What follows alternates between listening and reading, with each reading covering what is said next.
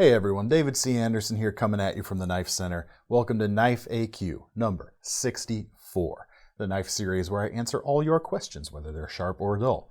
This week, we're talking about some fellers out there that have larger than average hands.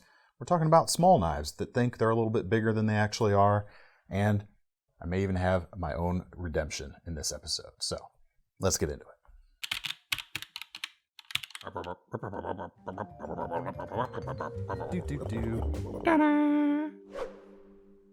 All right, thank you everyone for posting your questions for this series down in the comments section below. For those of you who don't know, that's how you get the chance to have one of your questions featured in a future installment of this series. Just drop them in the comments. This week, we're starting off with a question from Rick A. Says, I have for years been looking for a knife, folding, flipper, or auto, with a fairly large handle with a fairly short, high-quality blade. I'm 6 foot 4 inches tall with accordingly large hands, and over the years I've realized that, honestly, a person only typically uses the top 2 inches of a blade. The large handle will give me complete control, and the short blade will cut, carve, and shape anything that comes my way. Can you help? Yes, I can. And I'm not gonna go ahead and give you something that has just a 2-inch blade. I'm gonna give you something around the 3-inch mark. And that's because this knife right here, I think, really fits the bill for exactly what you're talking about. That being a full-size, larger handle with a not correspondingly super large blade. And that's the SOG Aegis AT, the new assisted versions of this knife that they released close to 2 years ago now. Really good knives. This one right here, KnifeCenter exclusive orange, and the price on it right now is right under 70 bucks. So it's not unobtainable whatsoever. Blade length just over 3 inches. You've got D2 steel, and in kind of keeping of the spirit of what you're talking about, what do folks really need? You just need a thin blade that can slice. You don't need something super chunky, and you've got that with this. The blade stock is certainly thin enough, and you've got that full flat grind. The cutting geometry on this is going to be excellent, and you've got plenty of handle length to grip onto. Now, you sound like you have larger than average hands. I always like to say I have slightly larger than average hands, so you're probably even a bigger pawed than myself, and I've got plenty of length here. You can see there's this little bit of protruding lanyard hoop here at the back. Even if you're choked back and your fingers are hitting that, it doesn't get in the way. I mean, I can choke back on this handle. It does not feel uncomfortable at all. So don't let that kind of dissuade you. It does not get in the way. Assisted opening knife, like I mentioned. So it is going to be a 2-hand closer. Well, let's see. You can close it one-handed. Yeah. Takes a little bit more doing than any other kind of crossbar locking knife that doesn't have an assist. Be that as it may, it's just overall a very excellent shape, and I think is going to be perfect for what you're looking for. All right, next up, brand name Doves asks, greetings from the Great White North, DCA, and Thomas. He says, hey. From very far away. They're our neighbors, it's all good. Have a good one for you, I think. If you had to carry a sub 2-inch knife as your only blade, which knife would you pick and why? All right, you guys are gonna make me do it. Well, you're not gonna make me, but I accepted the question, so we're gonna do it. This is why I didn't recommend a 2-inch bladed knife to our previous gentleman, because the problem when you get into those 2-inch bladed sized things, you don't get full handles typically. So it's gonna make my search a little bit tricky. But let me walk you through it. Small blade, so obviously we want the most edge retention we can get because you don't have a lot of edge to work with, so you're gonna be working every inch of that edge even harder than on a larger knife, so you want it to last. So, I mean, you could go with something like this Spyderco Man Bug with a K390 steel blade. Fantastic steel. Pretty good option for a small knife, but this is decidedly like a keychain sized knife.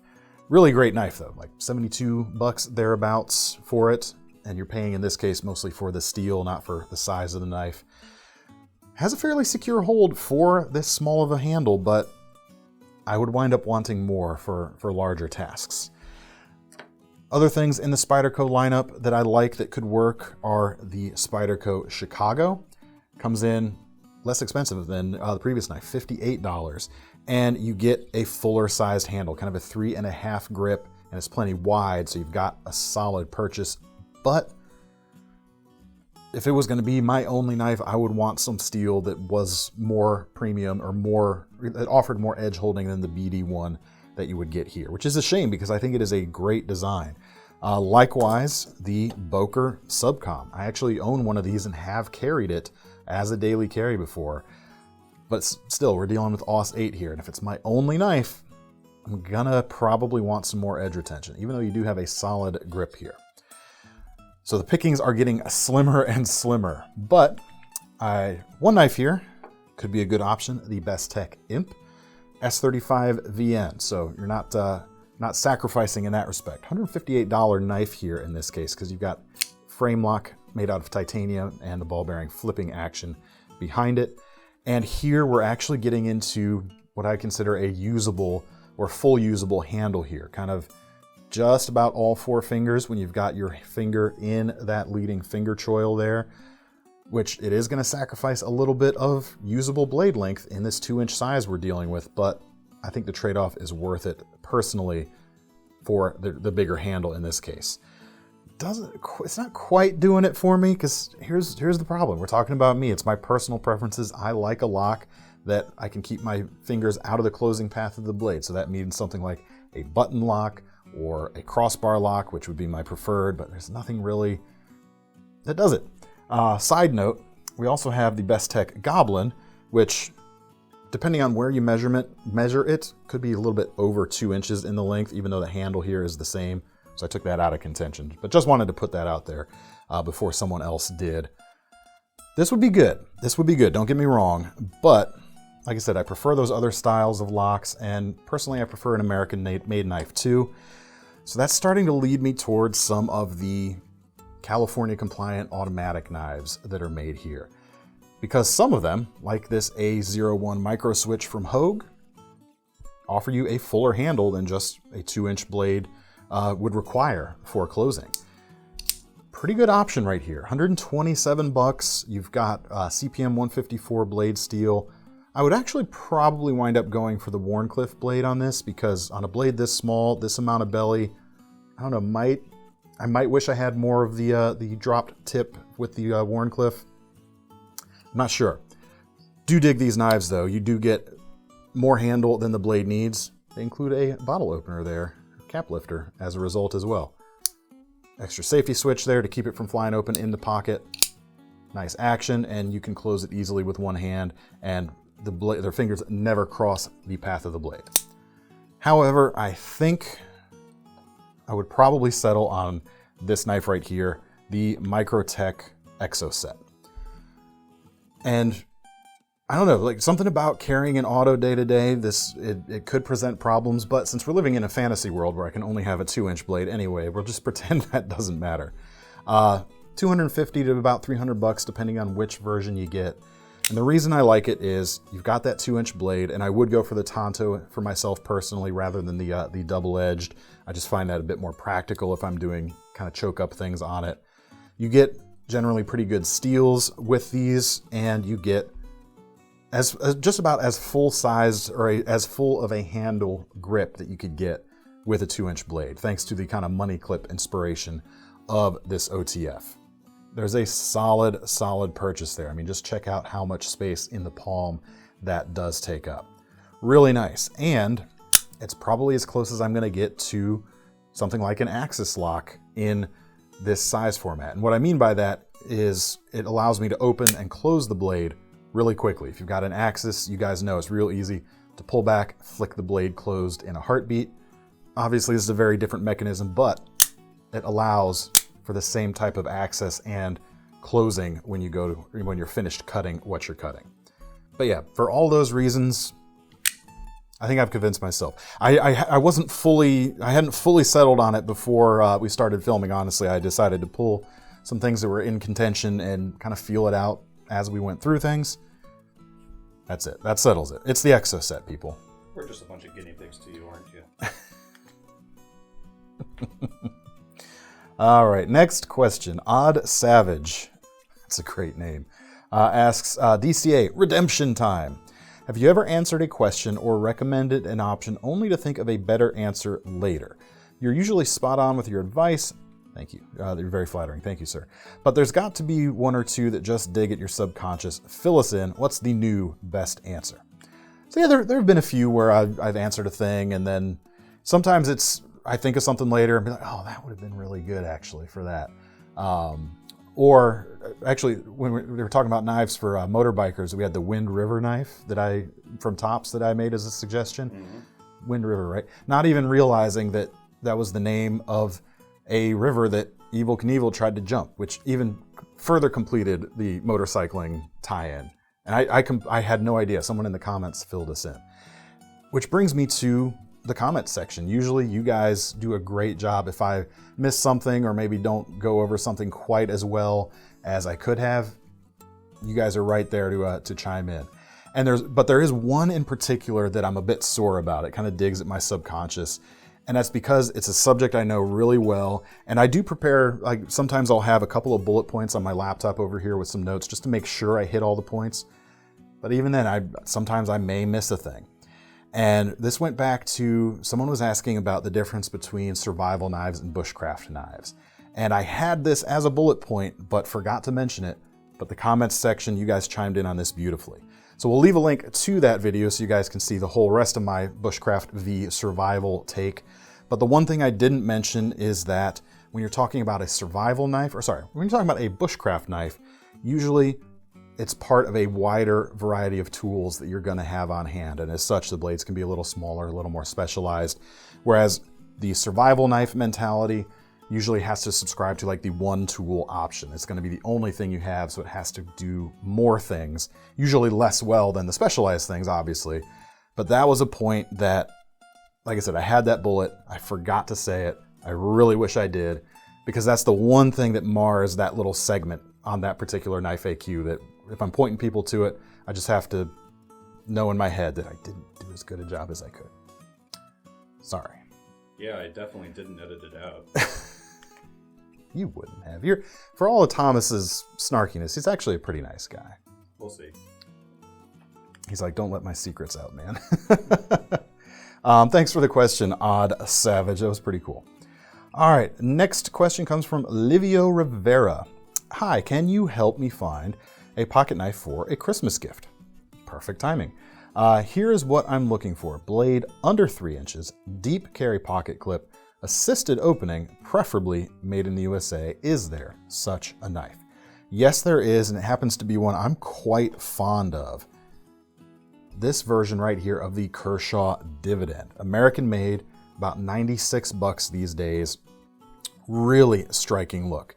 You do, which I'll get to in a minute. You do have a very deep carry pocket clip. In fact, it sticks out a little bit past the tail of the knife, so this is going to bury very deeply in the pocket. It is reversible as well, and it is a 3-inch blade. It's like right at that 3-inch mark, and it's assisted opening. Hits everything you want, and it's a really very good design as well. You can kind of think of it, I mean, something like the Kershaw Leak is a classic. There's some folks out there that do call the Dividend kind of the Leak 2.0, kind of a natural successor to that kind of design. And I really get where you're coming from, because like the Leak, we have a nice slim carrying handle here. This kind of sage green or olive aluminum color here looks really good. The blade is really where it's at. And not just because you've got the composite blade technology where the top part and the bottom part kind of jigsaw together, and you've got CPM D2 at the edge, but also because it's nice and thin. Very acute tip and very slicey friendly profile mean this is just going to be a joy to use day to day. The cutting experience is going to feel so precise. There's an agility and a deftness to this design. The way it kind of holds in the hand naturally for using the tip. There's something about doing this, it moves, it goes right where you want it to go.